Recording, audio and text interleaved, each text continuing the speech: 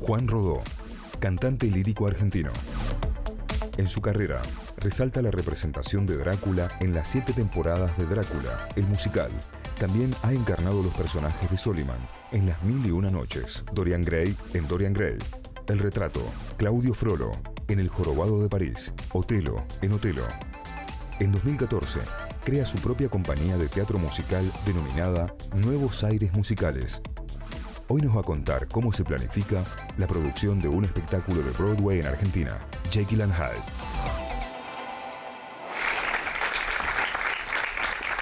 Muchas gracias. Bueno, mi nombre es Juan Rodó.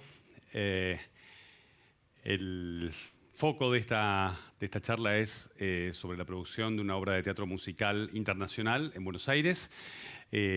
Básicamente apuntado al proyecto que estoy haciendo en este momento, que es Jekyll y Hyde, es el musical de Broadway. Y bueno, un poco tiene que ver con todo este trabajo que estuve realizando este año, ya desde el año pasado. Y, tiene una secuencia que tiene historia ya en muchos otros proyectos. Sería como una especie de resumen de lo que es, o del tránsito, desde el momento que uno arranca con una idea o un proyecto hasta la concreción del mismo. En este caso sí es un musical y es un proyecto particular porque primero es una obra internacional, una obra que no tiene, digamos, los autores en el país de uno y requiere una tramitación particular. Lo importante es que primero la idea que uno tiene pensado realizar tiene que estar solventada por un equipo de trabajo y sobre todo el punto de partida, y el más difícil quizás, es la producción. El equipo de producción, que puede ser una persona o varias, en el caso de Jekyll son 5, es el primer gran trabajo que por lo menos una persona, un artista o quien desea hacer el proyecto tiene que ponerse como meta. Esto no es fácil porque juntar, cuando ya son más de una persona, una unidad de ideas, de conceptos, de objetivos, no es fácil, pero requiere, como en todo plan, una conquista y una seducción frente al proyecto que uno plantea y por el cual tiene fe. En el caso mío, Jekyll y Hyde, era un sueño que tenía hace 18 años, con lo cual transmitir este sueño a las personas que son las que van a ser las gestoras es, creo que, la parte más importante. Una vez que está armado este equipo de trabajo, que son, como en el caso de Jekyll, 5 personas, lo más importante es definir la envergadura del proyecto, si el proyecto va a ser un proyecto grande, mediano o chico. Y eso tiene que ver con las posibilidades económicas en un primer término y de riesgo, como cualquier empresa. Si uno pone un objetivo y cree que el proyecto tiene o va a tener un rendimiento muy bueno o quizás incierto, define el grado de la apuesta. Nosotros con Jekyll atravesamos muchas etapas desde el comienzo de una idea, de un proyecto cooperativista hasta un proyecto de gran envergadura como es el que terminó siendo. ¿Por qué digo esto? Porque en el tránsito uno se enfrenta con obstáculos y en esos obstáculos define cuál es el camino y el lineamiento a seguir. Cuando armamos este proyecto que definimos como un gran proyecto de envergadura, el próximo paso fue, tenemos Jekyll Argentina, que va a ser un gran musical, una representación casi fiel al musical de Broadway. Definimos lugar, sala y se tramitan lo que son los derechos. En Buenos Aires hay una agencia literaria que es la representante de los derechos internacionales. Lo primero que uno tiene que hacer es claramente solicitar esos derechos para tener autorización para hacerla, definir la sala o el tipo de sala en la cual se va a realizar, por lo tanto, cantidad de butacas, que es lo más importante, y la fecha y la extensión del proyecto. Esto define, digamos, todo un armado o una presentación que es aprobada o no. En este caso, sí tuvimos la aprobación y con ese plan, con ese paquete, uno puede comenzar el proyecto de armado de la producción. Si esto no está, no se puede ni empezar a hablar. Con lo cual, fue un gran puntapié inicial poder tener la aprobación de estos derechos y a partir de ahí empezar a soñar con un proyecto tan importante como realmente es comparable a los grandes musicales que se han hecho en Buenos Aires internacionales, como El Fantasma de la Ópera, como La Bella y la Bestia, como Chicago. Bueno, Jekyll y Hyde debía ser ese tipo de espectáculo. Paso siguiente, bueno, hay que armar el equipo. Y esto es un punto importante que quiero desarrollar, que es el equipo de trabajo. Esto surgió como una idea personal, mía, con un interés genuino que fue transmitido hacia la producción, pero básicamente uno no puede ser, digamos, el jefe de todo, sino uno tiene que ser o poder transmitir esta dirección en diferentes rubros. Este delegar tiene que ver con considerar un equipo de trabajo que sea tan responsable como lo es uno y poder dividir estas actividades. Entonces, el equipo de trabajo fundamentalmente tiene que ver con el área de dirección de la obra, de coreografía, de dirección musical, de dirección vocal, vestuario, escenografía, efectos especiales. Lo que son los diseños. El diseño es lo que uno crea para que digamos, genere un armado de la obra visual y sonoro. Este equipo de trabajo fue conformado y fue importante elegir no solo a personas que estuvieran enamoradas del proyecto, sino que tuvieran la capacidad técnica y la posibilidad de trabajar en equipo, que esto es muy importante, ¿no? Donde la suma de todas las opiniones hiciera que el proyecto fuera lo que es hoy. Una vez que se conformó este equipo de trabajo, lo importante fue a partir de ahí delinear cuál iba a ser la estética de la obra. Y acá es un punto muy importante porque uno no puede copiar, digamos, la versión original de Broadway. Lo que uno tiene que hacer es crear una versión auténtica, nuestra, argentina, pero respetando lo único que piden, que es el libro y la partitura. O sea, la música y el libro deben ser respetados sin tocar más nada que la traducción y la adaptación del lenguaje a esa partitura. Pero en definitiva, el libro y la música son tal cual son originalmente. Entonces, el armado visual, la puesta en escena, la coreografía, el diseño de vestuario, el diseño de escenografía, es algo absolutamente nuestro. Entonces, decisión estética. La decisión estética fue un punto quizás el más importante como segundo puntapié inicial una vez conformado el equipo de trabajo. ¿Por qué digo esto? Porque la estética o la foto que uno le muestra al público da la identidad de la obra. O sea, la obra no solo se identifica por lo que escuchamos de sus libros y sus canciones, sino por lo que nos muestra esa imagen. Y esa imagen tiene que ser contundente, original y claramente diferente a lo que se conoce en Broadway. Nosotros no usamos una escenografía automatizada, que es lo que usan en Broadway, sino es una escenografía manual, pero con un diseño particular, es un diseño abstracto combinado con imágenes concretas. Esto genera una mezcla de fantasía, digamos, que uno ve estructuras que puede imaginar y elementos concretos que ubican en ciertos espacios determinados al público. Decisión estética fue, digamos, un paso muy importante antes de avanzar, porque si no está la decisión estética, no está el diseño concreto escenográfico, no está el diseño del vestuario. Nuestro vestuario es un vestuario de época. O sea, que nosotros hicimos una combinación de un vestuario absolutamente localizado en una época y una escenografía simbólica, abstracta, con algunos elementos de utilería que ubican espacios. O sea, es una combinación de, digamos, de lo concreto y lo abstracto. Ese fue el resultado estético y en base a eso trabajamos. En base a eso se siguió. Es decir, una vez creada la escenografía, se pone, digamos, sobre la mesa la puesta en escena. ¿Cómo va a ser el diagrama de la puesta en escena? ¿Cómo va a ser la coreografía? ¿Y cuál va a ser la concepción dinámica de la obra? Mi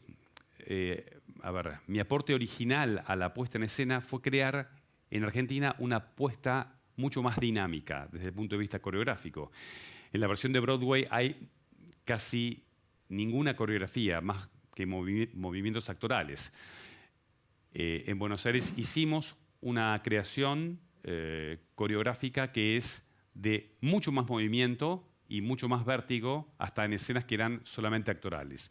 Eso nos, digamos, ubicó a la obra en un lugar de mucho mayor dinamismo, mucho mayor agilidad que lo que era la original. Nos ayudó a crear justamente una identidad y eso es lo que hoy se ve de Jekyll, por lo cual nos permite competir con la versión de Broadway, no solamente por el mecanicismo de lo técnico que puedan tener ellos, sino en la creatividad y en el uso de los recursos inteligentes. Y esto fue creado por todo el grupo creativo, que son los que formamos el equipo actualmente. Luego el paso fue la decisión del elenco. ¿Cuál iba a ser el tamaño del elenco? ¿Con qué contábamos? ¿Con qué requería la obra?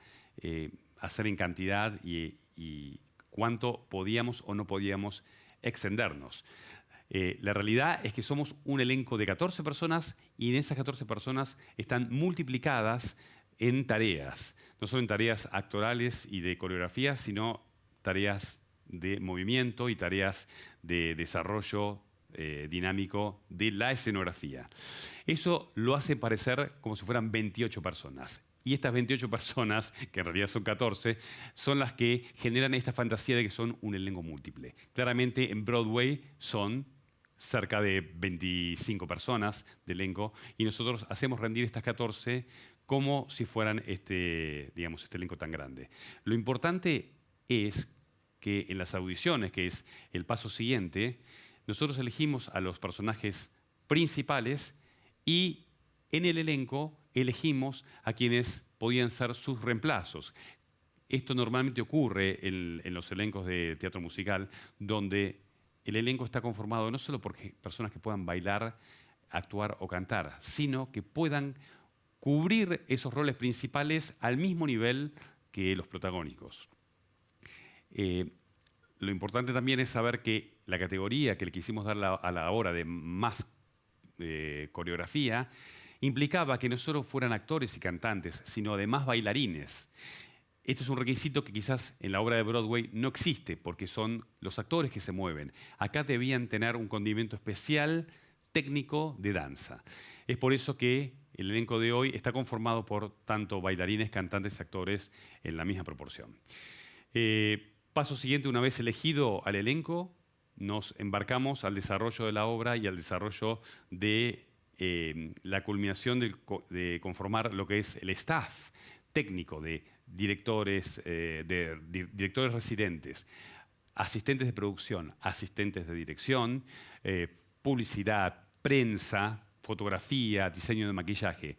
Todos esos rubros son posteriores porque, digamos que es necesario que el elenco esté conformado para que todo esté basado en el elenco elegido. Por ejemplo, realización de vestuario, realización de escenografía, de acuerdo a las personas que lo van a hacer y ejecutar. Y luego, por último, y no es poca cosa, antes de empezar, digamos, el trabajo de ensayos, es un diagrama que es una especie de cronograma con una deadline que es el estreno. La fecha de estreno es el punto, digamos, de final de desarrollo de toda esta producción, es un antes y un después. Es antes de eso y después de eso. Después de eso se llama running y antes de esto es la preproducción. El punto de inflexión, que es la fecha de estreno, marca un desarrollo de un cronograma hacia atrás. Quiere decir que preestreno, ensayos generales, ensayos, digamos, normales, pruebas de vestuario, pruebas de escenografía, montaje en el teatro, todo eso es un cronograma que va hacia atrás y que debe ser respetado para que, digamos, una producción de este tipo llegue exactamente en tiempo y forma. Lo más importante en esto es que el equipo de trabajo, una vez que se lanzan los ensayos, que normalmente son 1 o 2 meses, tiene que estar todo concentrado en ese tiempo. El trabajo de preproducción y producción es un trabajo que lleva 1 año. O sea que nosotros llevamos casi 1 año armando todo este proyecto y el periodo de ensayo o de realización es 2 meses. Es mucho más chico que toda la concepción global del proyecto. Esto es importante porque lo mismo pasa en las películas. Uno desarrolla toda la producción de una película y la filmación se hace en un breve tiempo, porque claramente todos los recursos se concentran en ese último punto. Bueno, lo más importante es contarles cómo es el desarrollo de un sueño desde una idea hasta su concreción, que bueno, es justamente el estreno de Jekyll y Hyde Argentina, que ya estamos en la etapa de running, ya disfrutando un poco de ese sueño. Muchas gracias a todos.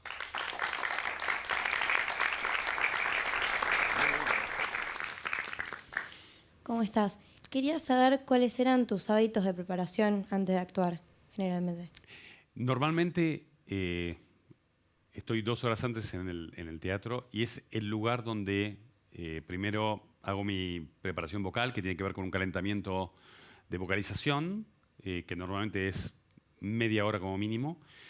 Y luego hago un trabajo particular que lo hago yo, que es cantar cierto repertorio de ópera, que es el que me prepara físicamente para lo que es la corrida de la función. Esto implica que quizás yo cante 10 arias de ópera, eso es más o menos media hora, 40 minutos más, o sea, tengo 1 hora, 1 hora y cuarto de preparación vocal, luego viene el maquillaje y el vestuario y me dejo unos 15-20 minutos de una concentración actoral que tiene que ver con pasar texto hablado y concentrarme en lo que va a venir. Todo ese tiempo son 2 horas previas a la función. Hola, ¿qué tal? ¿Cómo Mi estás? pregunta era, ¿cuál fue el personaje que más te costó interpretar? Bueno, todos los personajes en realidad tienen algún punto de dificultad. Debo decir que Jekyll y Hyde es el personaje de mi vida y es uno de los personajes más difíciles porque son 2. Y al ser 2 es como hacer 2 obras distintas. De hecho, en mis ensayos el trabajo fue justamente primero uno y luego el otro. Jekyll, que es el personaje del doctor, el científico inglés flemático, fue el primero que trabajé porque entendía que Hyde era un personaje que debía salir de ese. Aunque era diferente, digamos, es un monstruo que sale dentro de ese ser humano. Ese fue un gran trabajo y todos creen que quizás Hyde es el personaje más complejo. Quizás lo complejo de Hyde es no caer en la parodia de un monstruo y que sea un personaje absolutamente creíble. Pero sí Jekyll, yo creo que es el personaje más difícil porque debe mantener un control, una compostura y un poder dentro de esa sobriedad. Esto es un trabajo que sí me costó mucho y creo que fue digamos, la obra más y mejor trabajada de toda mi carrera. Hola. ¿Cómo estás? Mi pregunta sería, no sé si ya tenés en mente cuál sería la siguiente obra que te gustaría producir en Argentina. Bueno, hay varios sueños, no los quiero quemar, pero sí había otro sueño paralelo a Jekyll en estos 18 años que pasé por momentos de a ver, de tener la esperanza de hacerla, momentos de decepción, dije no se va a hacer nunca, y bueno, en esos 18 años fueron un poco una subida y bajada, pero sí había otra obra que me enamoraba y tenía mucho interés en hacerla, que quizás no es tan conocida, tampoco su libro, que es Nine.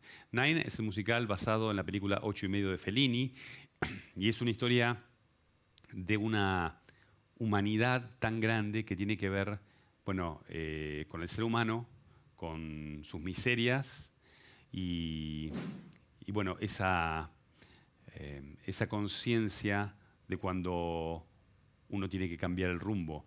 Nine habla justamente de un director que en su etapa de crisis creativa y de crisis personal entra en una encrucijada donde casi no encuentra salida. Es una autobiografía de Fellini y, bueno, lo que le pasa a este cineasta es que casi piensa hasta en la idea de suicidio, cuando logra entender que esta crisis tiene su punto de partida cuando él tenía 8 años y medio, 9. 8 y medio es la película y el musical se llama 9, ¿no? Para correrlo un poco del título. Pero en sus 9 años él tiene una crisis, tiene un momento crítico en su vida, en su niñez, que lo marca para toda su vida. Lo importante, esto puede ser trasladado a, no a un cineasta, sino a una persona, digo, un arquitecto, a cualquier persona que haga cualquier actividad y que en algún momento sufre una crisis por cualquier motivo y donde uno encuentra dentro de sí mismo esa voz de ese niño que lo invita a decir, bueno, tropezaste. Tropezar no es caer y lo importante es levantarse. Bueno, de eso se trata Nine y seguramente sea un futuro proyecto.